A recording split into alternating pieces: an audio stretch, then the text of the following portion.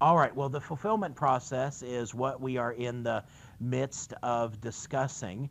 And when we left off last time, we were just getting ready to jump into our step through the steps in the fulfillment process.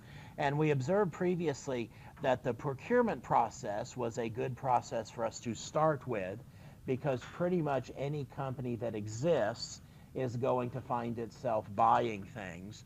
Well, the fulfillment process is similarly a very important process for an organization because this is where our money comes from. This is where we generate revenue. This is ultimately what drives our profitability, our cash flow, our ability to continue to stay in business. And we observe that the fulfillment process is often alternately called the order to cash process because fundamentally it begins with an order coming from a customer and then we'll finish up with our receiving cash from that customer in payment for the order. Notice that what's unusual about this process as compared to other processes we have discussed, there are multiple triggers and there is more than one entry point to this particular process. For example, we could see this process start as the result of the customer contacting us, or we could see this process start as a result of something that we would do, perhaps something triggered by a salesperson. The idea here could be that, let's say we're in the restaurant equipment supply business, and one day we get a phone call from someone who says, hey, I'm opening a new restaurant. Can you send me a price list? Can you send someone by to talk with me? And so an inquiry from a customer actually starts the ball rolling here. Well, it could well be that we have the same kind of scenario, but instead of the customer initiating it, one of our salespeople, while driving around town doing business, sees a new restaurant being built and decides to stop in and talk with the people there, find out what their plans for the business are, and so he begins the process of creating a proposal to take back to that business. So it really just depends on what our business is as far as how we engage in sales, but we can jump in really at two different places. We could jump in with immediately getting an order from the customer. Customer maybe calls us on the phone, says, I would like to place an order with you, and it's a new customer. We go through the account creation process, we set up their account, and we take their order. In a lot of businesses, that would be a fairly typical way things could play out. But in other businesses, we may have teams of salespeople that go out and as their job, they call on companies.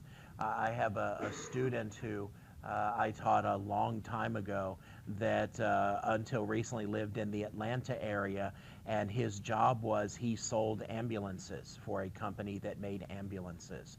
And he would tour around a fairly large territory in Georgia, calling on hospitals and rescue squads and other companies, and sold them ambulance and ambulance related equipment and did quite well.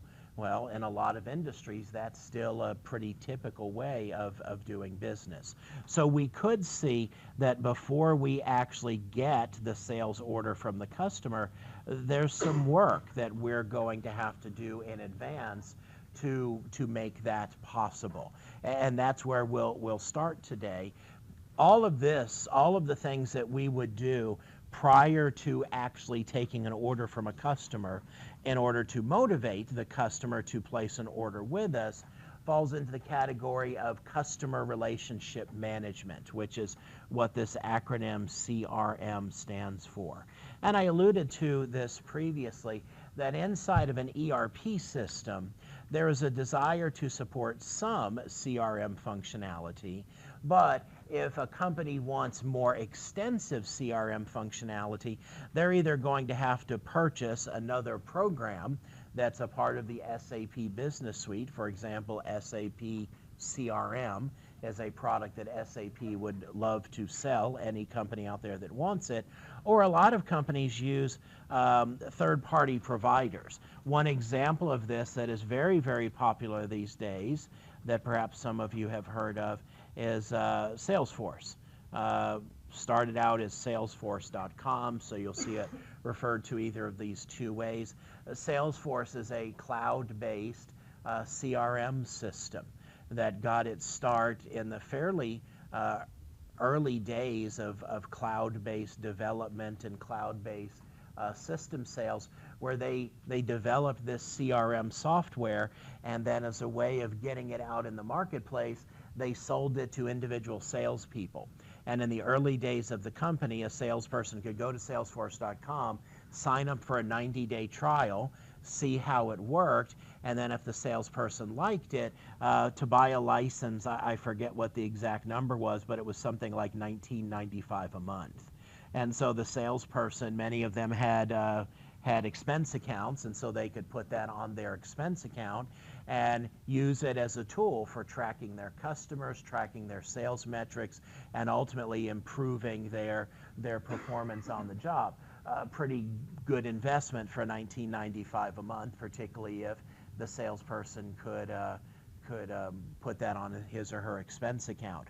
Over time, a lot of companies adopted it and just bought it as an organization and rolled it out company-wide. And of course, in our overall landscape, we could have SAP, ERP, or really any other company's ERP system, and we could set it up to interface with Salesforce. Once again, what's unique about Salesforce is it's not an on-premise solution at all. You purchase a license for it, and it's totally cloud-based. It runs inside of a web browser and enables companies to engage in a lot of these pre-sales type activities. I will say we have had some graduates over the years that have gone into Salesforce-related development, and we have a graduate of the department that owns a company that is based in somewhere in the western part of this state, but I don't recall exactly where she is, that does Salesforce development. It is a very, very popular organization and shows a lot of signs of growth. In the past, there has been talk of SAP buying them or Microsoft buying them, but they continue to exist as a standalone company, and they would be an example of a full CRM system. Well, the kinds of things that we're talking about here are things like creating and tracking contact with customers, engaging in mailing campaigns. Historically, this would have been U.S. mail, but of course now it could be email-based campaigns. So the idea here would be, as opposed to a company saying, let's put stuff on sale next month, and blasting out an ad to all of their customers that their customers aren't going to care about, we could instead look at things that are in demand by certain kinds of customers, put those things on sale, and then just contact those customers with an actual interest in that, in the hopes that that would actually be a little bit more persuasive, so we can manage our mailing campaigns through a software tool such as this. We can employ the software to respond to customer inquiries and requests for quotations. Once again, depending upon our job as a salesperson, we might find that on a weekly basis we get dozens of requests from potential customers. Well, that's great, but we don't want to spend all our time replying to that. If we could in some way automate that or make it easy for us to very quickly reply, we want to do that, and a CRM system allows us to do that type of thing. So a lot of this is focused on the generation of these quotations that are ultimately going to go back to our customer. And we'll talk more about the quotations here in just a second. We also have things that are called outline agreements, which are things like contracts that we have with customers, where an example, we might have an agreement with a particular customer, like we talked about in terms of purchasing, where we say if you buy this many units in this period of time, we'll extend to you certain pricing, and we have a formal agreement that codifies that relationship. So all of these things, these contracts, these scheduling agreements, our relationship with our customers, all of that falls under the umbrella of customer relationship management. We have some of that, some of the support for that built into our SAP ERP system, but this is an area in particular where we are seeing a lot of focus in terms of analytics. You know, think about it for a moment. If you're a company and you have employed technology now for quite some period of time, and you want to use technology to take your company to the next level, well, what better thing to focus on in your analytics effort than understanding your customers better and understanding your product sales cycles and other things in that regard. A lot of companies realize the more we know in that regard, the better we can focus our activities. So this is a huge area of focus in contemporary IT practice as well as business process practice as companies really try to focus in on things. I mean, think about it this way. If you were a salesperson and you lived and died based on commission, well, every day you realize that the money you take home at the end of that day is going to be based on the sales that you make. You'd want to spend your time talking to the best possible customers, and the customers most likely to put money in your pocket. So salespeople are very motivated about this, and companies are very motivated in trying to support that as well. So this is one of those scenarios where we really can have a win-win-win type relationship, because we can talk to customers who are genuinely interested in our products and offer them good prices to try and entice them to buy from us. So the idea here is companies do spend a lot of effort on pre-sales activities to try and motivate the sale. What typically will happen here is we will get an inquiry from a customer, or as we observe, this could be an observant salesperson that generates this request on behalf of a customer kind of automatically. But essentially we're looking to be able to produce a product list along with pricing for a given customer. And so in order to do that, we leverage organizational data in our system, and the idea here is to create a quotation for a customer so that they would know what products we can make available to them, on what schedule, at what price, and so on.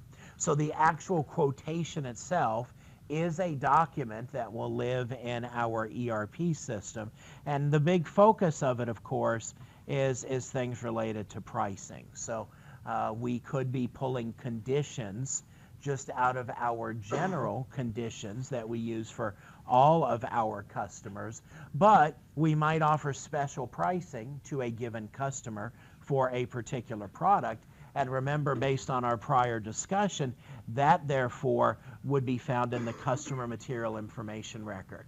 So let me just give you an example of this. We sell, I'll go with what you do in your lab work, we sell bicycles. And normally bicycles are $150 a piece. But one of our longtime customers contacts us and says, hey, we're doing a charity-related event where we're going to donate a portion of the proceeds to charity. Would you like to support us by selling us a set of bicycles at a special rate? And we say, sure, we'll sell you 1,000 bicycles for $130 a piece to support your charity efforts. Well, that information would be put into our conditions material information record so that we know what we're doing there, and we're extending that kind of special pricing in that instance, but that's not a permanent thing. Our more permanent pricing structure is going to be referenced out of our standard pricing conditions. So the system in putting this together will, of course, pull together material information. It will pull together information about our customer. It will take information from the salesperson, such as how many units are they looking to order, what products, what dates, and so on. And then we'll be able to actually produce this quotation that we send to a customer.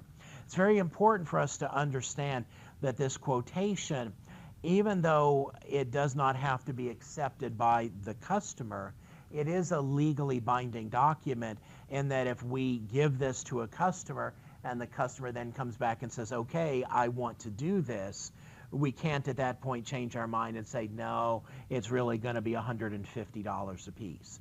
Once we have given them a formal quotation, we are expected to abide by that. So it's very important that this be accurate for us. So what we hope will happen is this quotation that we have given to a customer will result in a sales order coming from the customer. And of course, the document that serves as the trigger for this particular step is the PO coming from the customer. So the key thing here is we are going to take that PO from the customer and put it into our system. And so sometimes I think that people lose this. What actually happens is the PO is generated by the customer, and they send it to us, and we receive it, and when we put it into our system, this is now a sales order document. So what could possibly happen is the customer generates a purchase order, and one of the facts on that purchase order is that this is purchase order number 12345. And the customer, of course, gets to number their own purchase orders using any document scheme that they would want to employ. When we create the sales order document, we're going to put our own number on the sales order document. Typically, this is going to be system generated according to some numbering scheme we've established. So maybe this goes into our system as sales order number 784123. But one of the fields on that sales order document will be the customer PO number. That way, when the customer calls us up and says, hey, I'm looking for information about my PO, number 12345, we can pull that up. But where I sometimes see confusion is in understanding kind of who creates which document and how they relate to one another. The customer sends us a PO, and then we put it into the system, and it becomes a sales order document. One of the things that is very critical here is, first of all, we have to make sure that all the data that is on this PO from the customer, all the data is complete, and all the data is correct, and all the data is acceptable. Well, what do I mean by all the data is complete? Well, maybe, for example, when customers order a certain product from us, they have to specify facts. For example, clothing items. We might sell a given article of clothing, and its material number, whatever, but it comes in different sizes.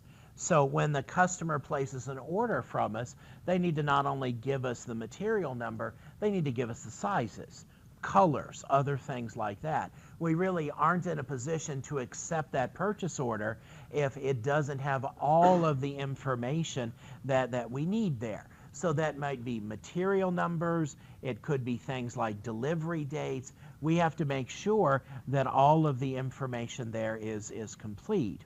As far as correct goes, we have to make sure that before we accept this, that the customer hasn't given us information that is invalid.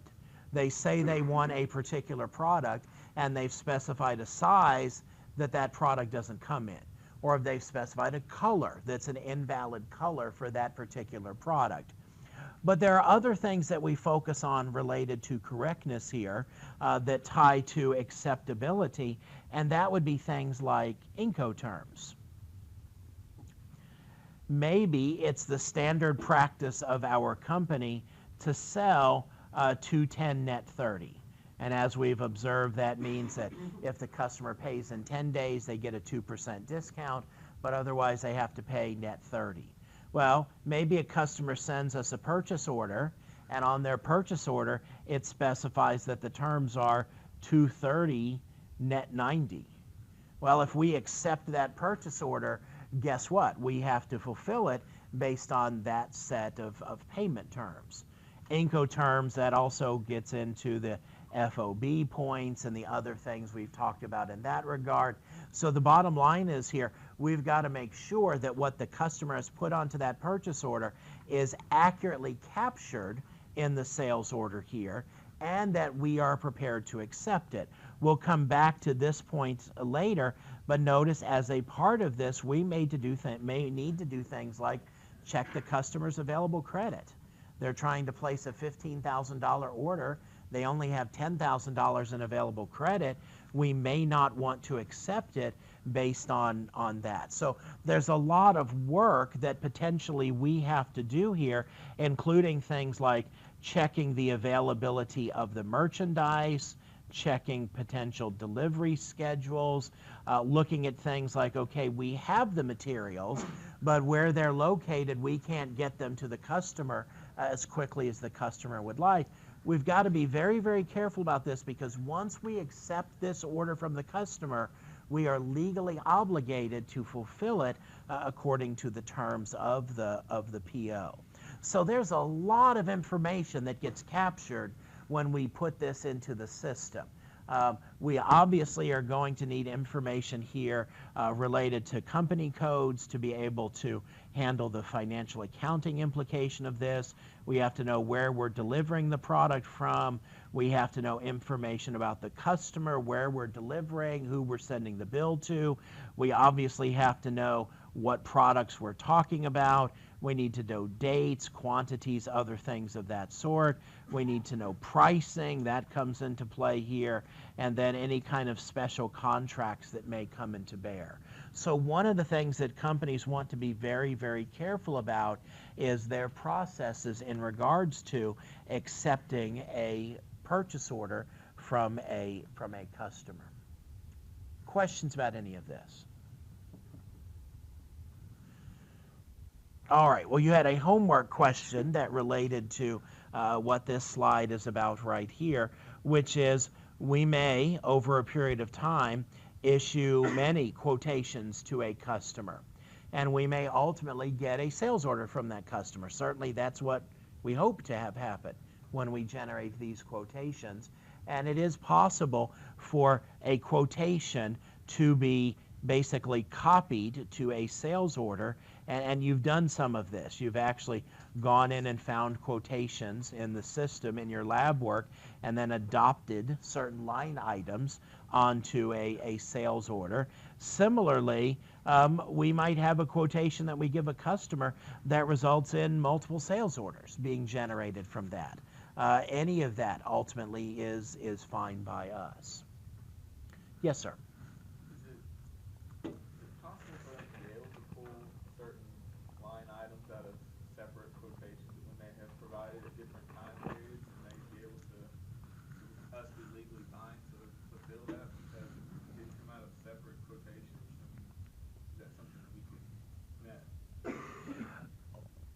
There are several ways a company could handle this.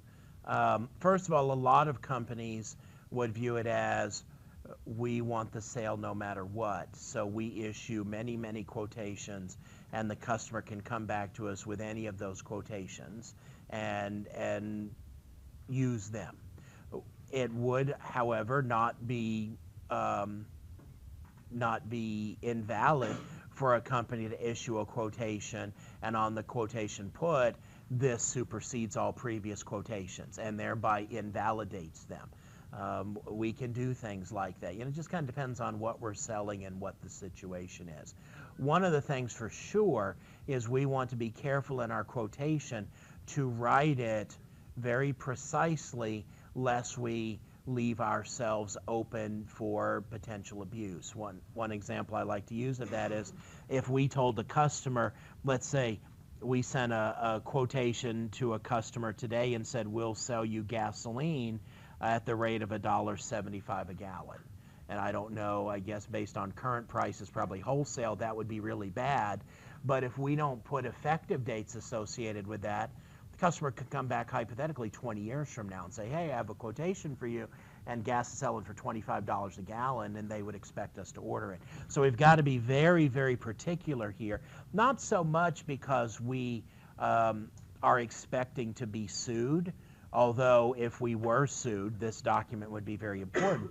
But just about having clarity with the customer. We don't want the customer to make plans and then and somehow we're on a different page from them. And so we want to be prepared to make sure that our customer fully understands what we're doing here.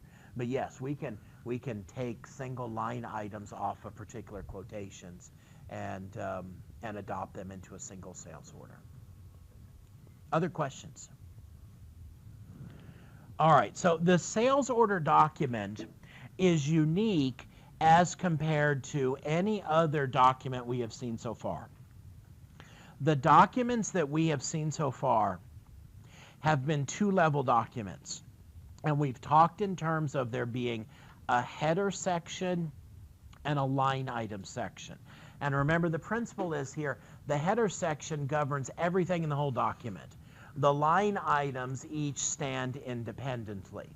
Well, in a sales order document, we actually have a third level, and that is scheduling lines. So this picture does a very nice job of illustrating this. We have a standard order over here on the right, and all of this is one order. So it's one date, one customer PO, one sold to party, one shipped to party.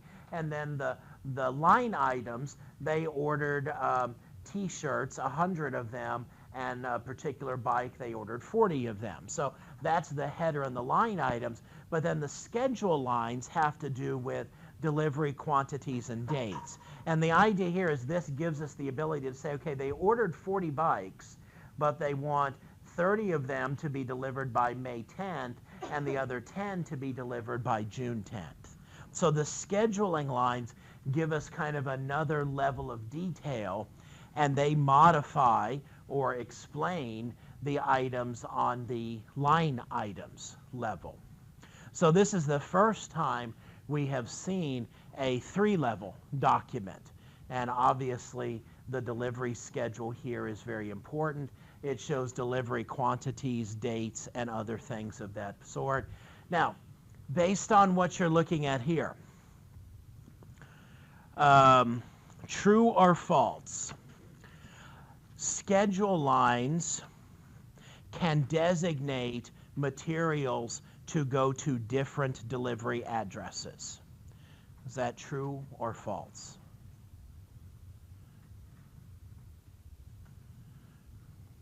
Well, to answer that question, where is the delivery address found in the document? It's in the header, okay? So the header relates to everything in the document. So false. The schedule lines cannot designate different delivery addresses. They all have to be going to the same ship-to location. But the schedule lines can indicate different quantities. So understanding what goes in the header, what goes in the line item, what goes in the schedule lines is very important. Now, this is not something that's specifically referenced on the slide here, but what about plants that I ship from? Well, as a point of fact, the fulfilling plant is not in the header section. So the delivering plant could actually be different, because maybe I have 40 bicycles, but 30 of them are at one plant and 10 are at a different plant, so I could designate different plants to fulfill different portions of the order. Hypothetically, I could even have materials coming from two different plants for delivery on the same day, and I could illustrate that by way of schedule lines here. But the schedule lines give us a little bit more liberty here related to managing time frames associated with delivery. The big thing that the line items are going to have, or excuse me, the schedule lines are going to capture dates and quantities of the individual items. This brings us to the concept of available to promise. Now this, a lot of people think this is really, really complicated, but I have never found it to be very, very complicated. Hopefully that will be the case for you. But the basic idea here is a customer calls us up and says, I need you to deliver items to me. Obviously, they're naming the particular items and they give us a certain date. And the question is, can I promise that I will deliver that order to that customer on that date? And I want the computer to figure this out for me because the computer is going to know a lot of the facts that are going to come into play here. So what the computer does is called backward scheduling.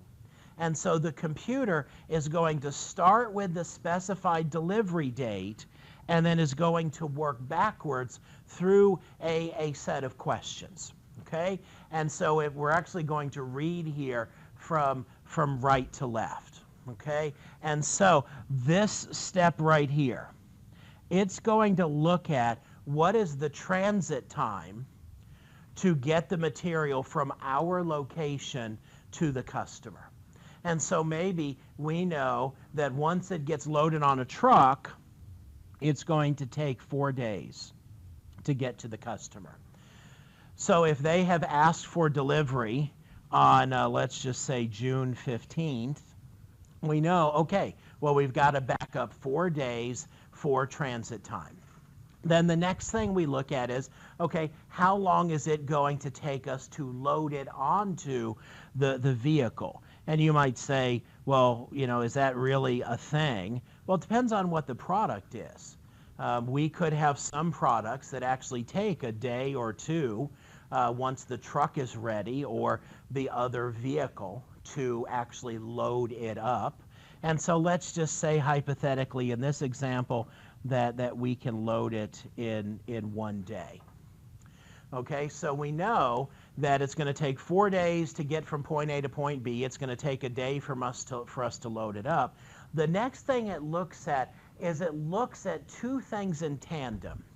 It looks at, okay, how long, because we're going to have to arrange for the truck, how long is it going to take for us to arrange for the truck and set that all up?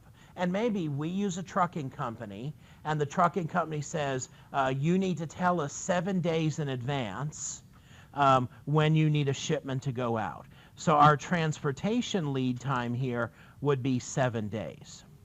But the other thing the system's going to look at is, okay, how long is it going to take us to pick and pack and prepare the item for shipment? And the reason why these are in tandem here is we do these at the same time. For example, if our pick and pack time is 5 days, but the truck is going to take 7 days to get here, we can work on picking and packing while the truck is on its way. So the 7 days is more of a constraint than the 5 days.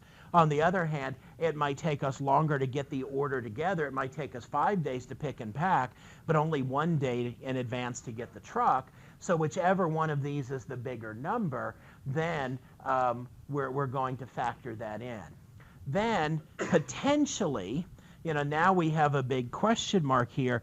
So the idea is the customer wants it on the 15th. It's going to take 4 days to get there, so we're now at, what, June 11th. We're going to have to, therefore, have it loaded on a truck by 10 days, or by June 10th. Transportation lead time, pick and pack time here, so we're talking about this would be June 5th, and this down here, this would be June 3rd. So we know we're going to have to call for the truck no later than June 3rd. We know we're going to have the materials available to pick and pack by June 5th. And so now the system's going to look at things like, okay, well, is the material going to be available on June 5th? So the system will go through and do an analysis of what we have in stock, what's available to promise, and it will come to a conclusion about whether or not we can fulfill this on this schedule. And it'll either report back, thumbs up, yeah, that's no problem, or it will suggest an alternate delivery date based on material availability here. Yes, sir. Roger. To what degree does the system take into account outlines such as weather conditions that could I would say that in the typical scenario we're talking about here, for most companies, it probably does not look at that at all. But this is configurable. And so hypothetically, if we're located in Denver, Colorado, during months that snow might be a factor, we might go in and factor in additional days in transit. And then during the summer season, that's not as much of a factor for us. So we can get as sophisticated here as we want to in this analysis. But the system will go through and fundamentally check to see if in fact we can promise. Because keep in mind, if we accept a purchase order, we're legally obligated to fulfill it. So I'm not suggesting to you that every time we miss a delivery date, our customer's going to sue us, but I am suggesting that there is that potential.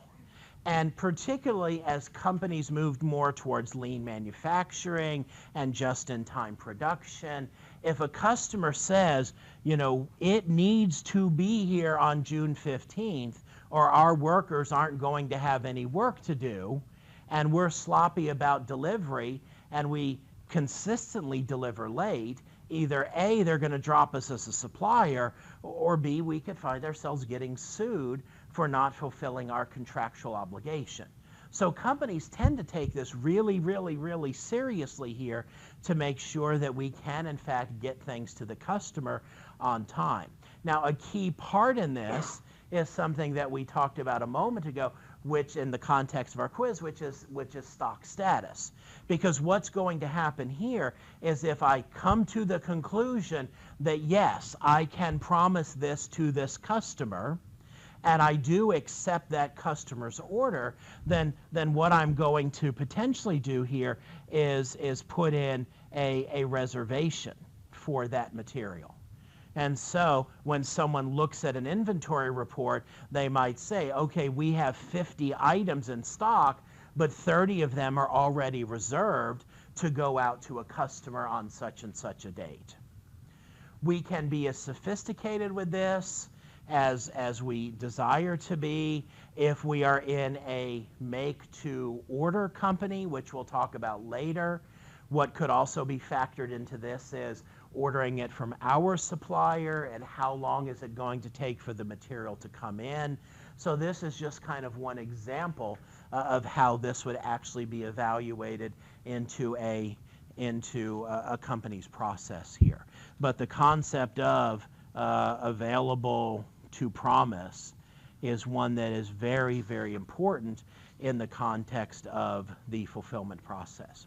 Any other comments or questions about this one? Yes, sir. You said that the reservation happens when the quotation goes out?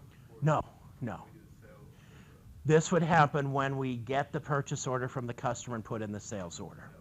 Yeah, now, I will say that one of the things that we can do with a quotation on our end is, and companies will perhaps use this or perhaps not, we can, at the time we issue a quotation, put in the likelihood of that quotation resulting in an order as a percentage. You know, we think it's 80% likely, 50% likely.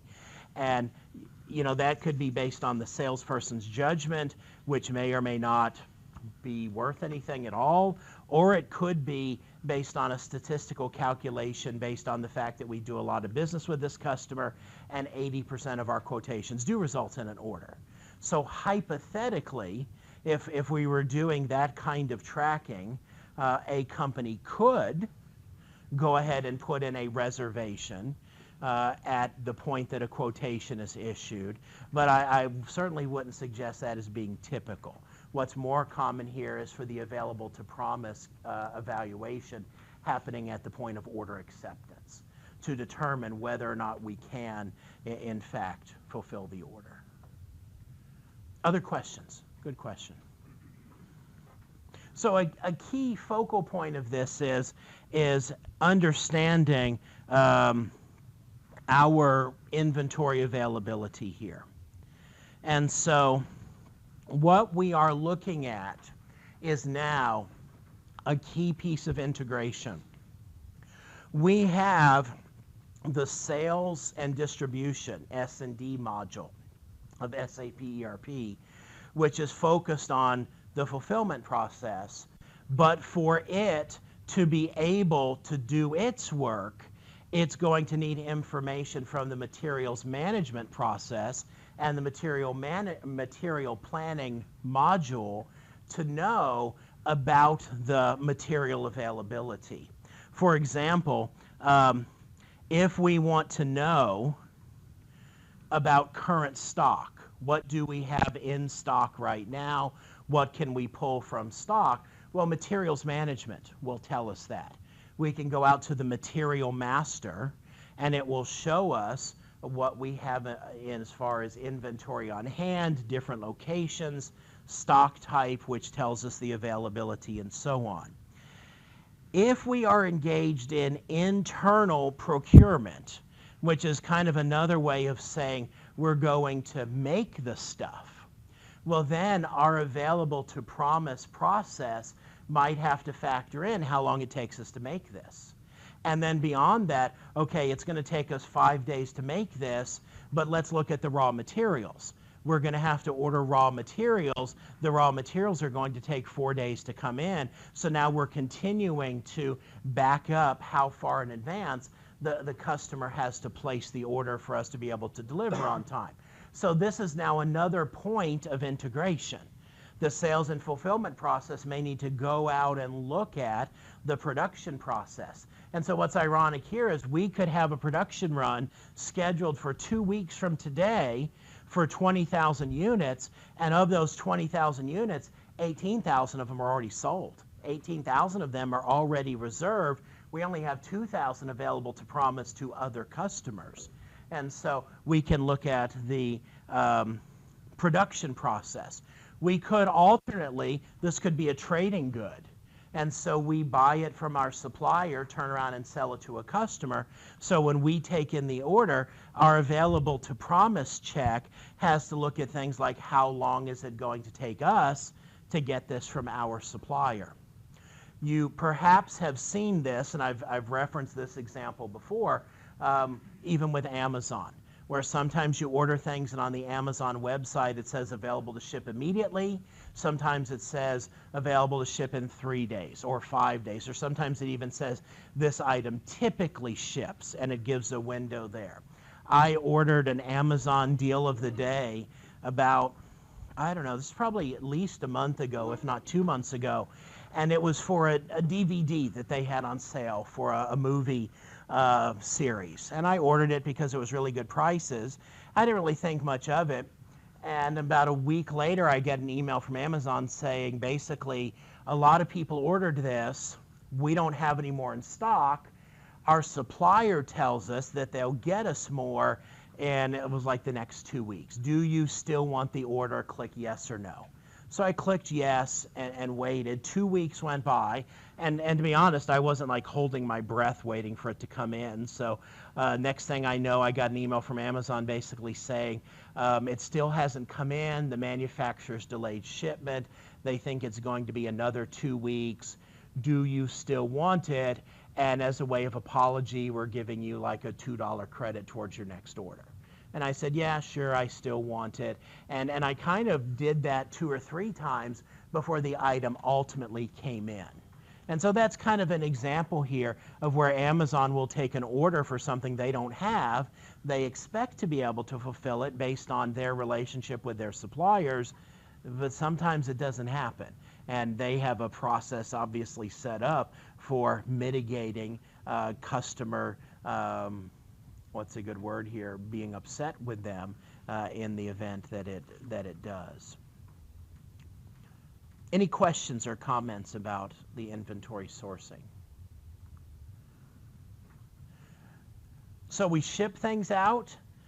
Shipping involves, first of all, this begins with the creation of an outbound delivery, which is a document that basically says, okay, we intend to ship this particular product to this particular customer. It could be that we have a warehouse that has this product in it. And so we are going to have to generate a picking document that tells our warehouse workers, go to this warehouse storage location, go to this shelf, this bin, whatever have you, and pull out 10 of these and put it with the customer's order. We could also have packing documents. You could, of course, have a large customer order that results in 10 different items being picked, but then depending upon the size of the items, that could go into 2 boxes, 5 boxes, 20 boxes, whatever have you. That's the focus of the packing document. We also have transfer requirements that are going to be employed if warehouse management is enabled. This is basically signifying that we're moving a material from point A to point B as a part of getting it ready to take to our customer. Ultimately, what will happen here is we will post the goods issue, which is when we signify that we stop owning the product, and we officially issue it to our customer. So let's talk about this for a second. Picking is optional. Can anybody give me a scenario where we would not pick an item?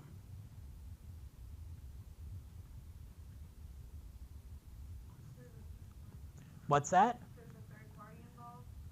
Excellent. So if this is a third-party delivery, remember we talked about that? Third-party delivery, we also said that's often called drop shipping. Well, in drop shipping, we take the order from the customer, we create the outbound delivery, which gets sent to the supplier, and the supplier then picks and packs it and sends it to the customer.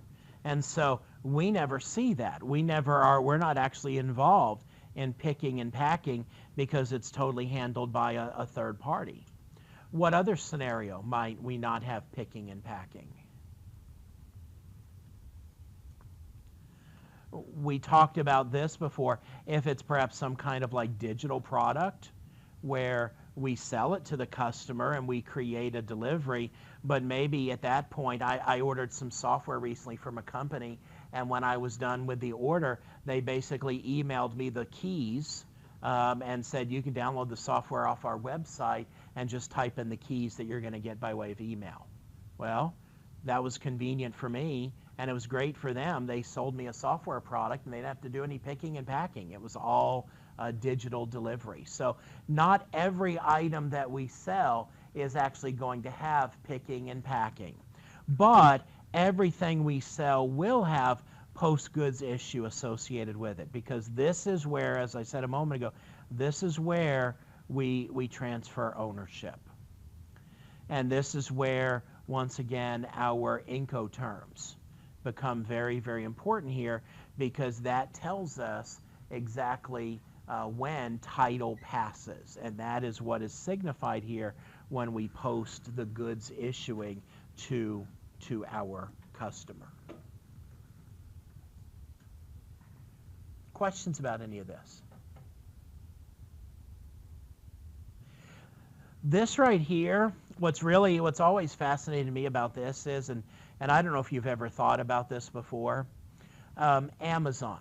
I'm guessing that all of you have bought from Amazon, or if you haven't, at least you know someone who has. Have you ever gotten something from Amazon, and this is like an aerial view? This is the size of the box, and this is the size of the item in the box. And it's just a bunch of, now they've started using those, I don't know what you call them, like packing air pillows things that they put in there. You've seen those before? If you ever bought from Amazon, you've probably seen that before. And a lot of people, when they see that, they think, wow, how wasteful is that? And it is kind of wasteful. But here's the question for you. Imagine you owned Amazon and controlled everything about it. Well, how many different sizes of things do you have to ship? I mean, my wife has ordered fingernail clippers from Amazon that aren't much bigger than half the size of this stylus right here. And then my father-in-law has ordered a television from them, and certainly they sell items even bigger than a television. I bought a propane grill from them once. It came in a big old box. Well, look at it from Amazon's perspective. You have almost an infinite, technically not, but virtually an infinite different sizes of products. How many size boxes do you need? Think about that. It's like, all right, Amazon, if you were in charge of ordering the boxes that Amazon sent out, and your boss said to you, okay, you figure out how many different box sizes we need and make sure we have them. Well, that's not at all a trivial problem. I mean, you have, you're going to have to make some decisions here, and the end result is going to be you're going to have some products that ship out in boxes with a lot of air in it. If you have ever taken a course where you have talked about challenging problems and problems that are unsolvable or virtually unsolvable, this is a great example of that. The packing problem. Put yourself in the shoes of trying to write a program that helps Amazon come up with the most efficient box sizes. So imagine that.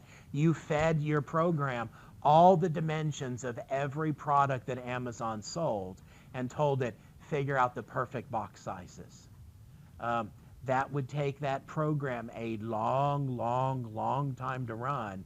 And arguably, if you really were looking for the perfect solution, you might not ever find that program terminates. So it's a very real problem. Companies try and optimize around this. Amazon, I have to say, in all the times I have ever bought things from Amazon, only once have I ever gotten the wrong item, which is kind of amazing when you think about it. And that was early in the days of Amazon. So that was well over a decade ago that this happened to me. And I ordered one DVD, and they sent me a totally unrelated DVD for a different thing.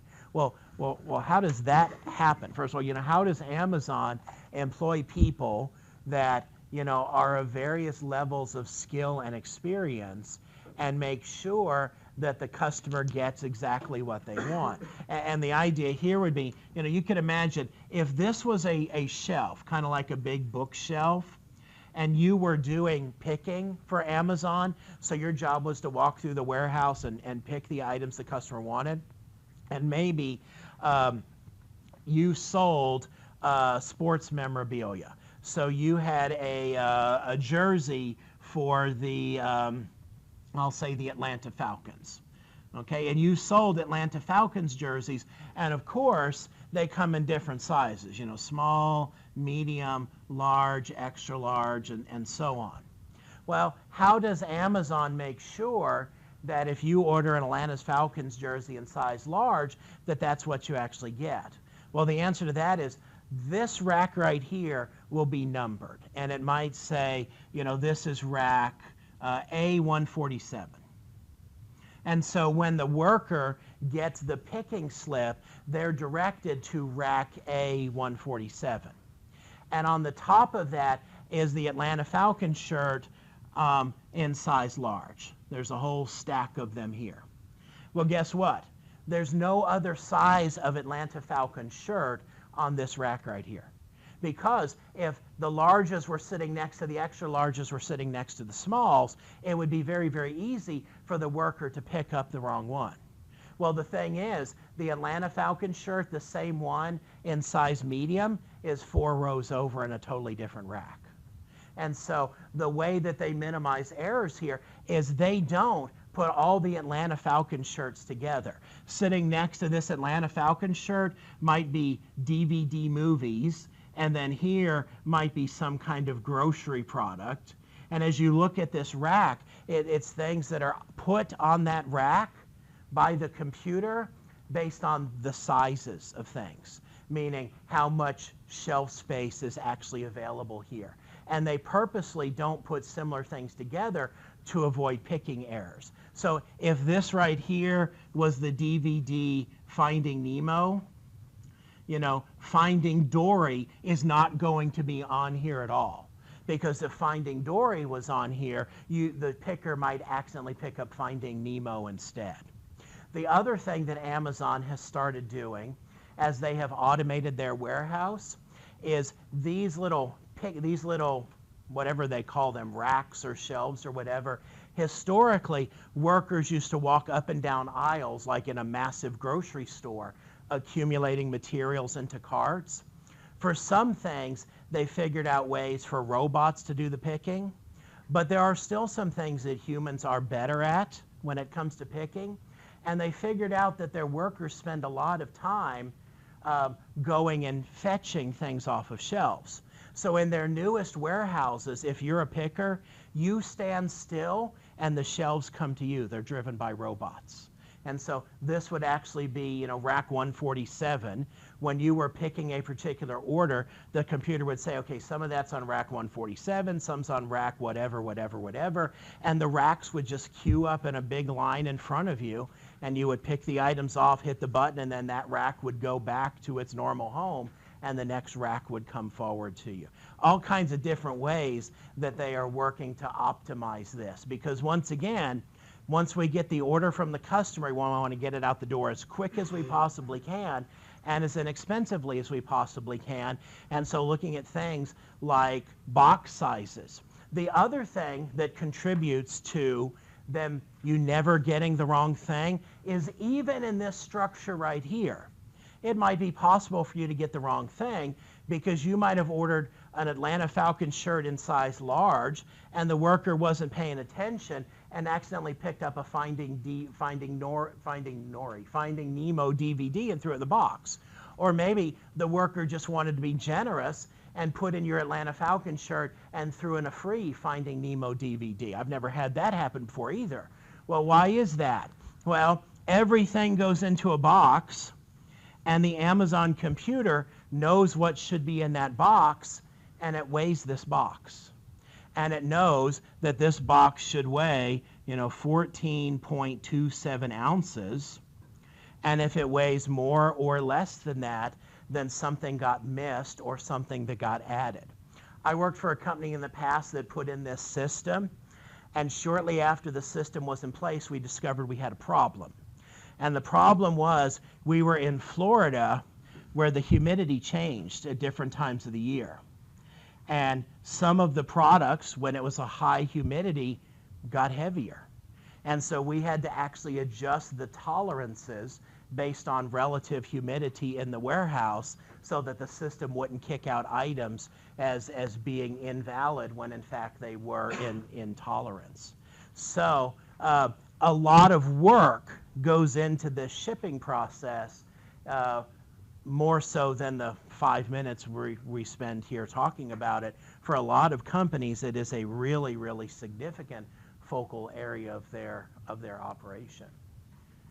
Other comments, questions? Yes, ma'am. I never noticed this before, but now the Amazon boxes have on the side of it, how did we do with our packaging? And I just wondered if that was in reaction to last year, Black Friday, everybody's such a big deal about the boxes, being wasteful.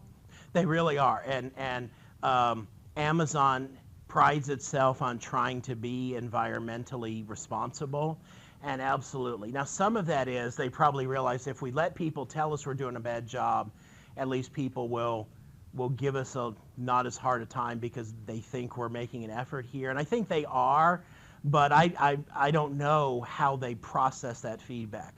I can tell you that on occasion, my wife has ordered some things from JCPenney, and it's almost become a joke because every time we get a box from JCPenney, it looks like before it left the warehouse, all the warehouse workers danced on top of the box. And we actually got a box from them one time where, no kidding, the box had apparently exploded on the UPS truck. And the guy or gal driving the UPS truck pulled out packing tape and just taped around the two sides of the box that were left. And so we got a half of a box and the product sitting on top. And the first time it happened, I thought, well, that's kind of weird. And then, every time we've ordered from JCPenney, it's like they have boxes made out of tissue paper and self-exploding tape or something. And I don't have that problem with Amazon. So different companies kind of treat this differently. And Amazon, of course, realizes that their customers are online and they're shipping all their stuff out. They've got to get really good at this. By the way, if you've been following the news, this is a huge thing right now for Amazon. They have realized that Amazon Prime at $99 a year is causing problems for them because shipping prices have gone up. And there are certain price promises that come with being a Prime member, like you get free 2-day shipping and all of that. And they're taking a huge beating on Amazon Prime. The other side of that is Amazon Prime contributes, I think there are over 10 million Amazon Prime members at $99 a year. So you do the math on how much money that is. That's what, close to $1 billion that Amazon collects every year just on Prime membership, and not related to products they sell. But there's been a lot of noise lately that Amazon is really trying to figure out a way to raise the Amazon Prime fee. But they know that if they go any higher and it goes above $100, they're going to start losing customers. Which is why if you are an Amazon Prime member, maybe you've had my experience. I've actually started getting letters from Amazon telling me about all the wonderful benefits I get for being a Prime member. And I just know they're setting me up to raise the price in the future here. Yes, sir? On that same example, I know they've already scaled back some of their media services for Prime. You get less music that you used to, some of your videos not as much because they're cut back.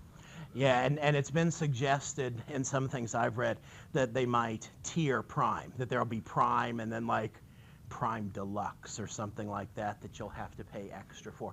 I mean, I remember when you had free shipping as long as you ordered $25 of stuff, and I think when Prime first started, it was $50, and it's gone up progressively over the years. But Amazon is really wrestling with what to do about Prime, because right now Amazon is back in the era of they're not profitable, and they're trying to figure out how to turn that around. Well, let's talk about one more thing and then we will be done here. We have been talking about shipping. Shipping/goods issue is the first step in the sales order process with an FI impact. Now, why does that say shipping/goods issue? Well, first of all, as we talked about, some products we don't actually ship in the same sense we do other things. But the focus here is either when I ship things out or when the goods issue point occurs, whichever is the appropriate one in the context of a given transaction. That's the first time we see an FI impact, and specifically the FI impact here is going to be related to we no longer have an asset that we used to have. The other thing to note here is shipping may be the first goods movement in the sales order process. Now, that depends on if warehouse management is enabled. Because if warehouse management is enabled, we might have pulled things from one warehouse to a staging area and then picked out of that staging area. So in that case, there would have been a preliminary goods movement in order to help with the picking and packing process here. But shipping is really the first time that we see an FI impact. Now, this might not sound like a big deal, but what this is we have to recognize we call on a customer and we sell that customer a product. And we're like, yay, I sold a product. And we come back to the office and we type that into the system. What's the financial accounting impact of that? Nothing, okay? We have not generated revenue at that point. We certainly have not generated profit at that point. Taking in a sales order is FI neutral. The very first time we see a financial accounting impact is when we actually ship the goods out, which, as we'll get to next time, is another reason why we want our cycle time here to be very, very brief between taking in the sales order and actually shipping the product out. All right, well, this is a great place for us to stop for today. Have a great rest of the week, and I'll see you guys when we get together on Thursday.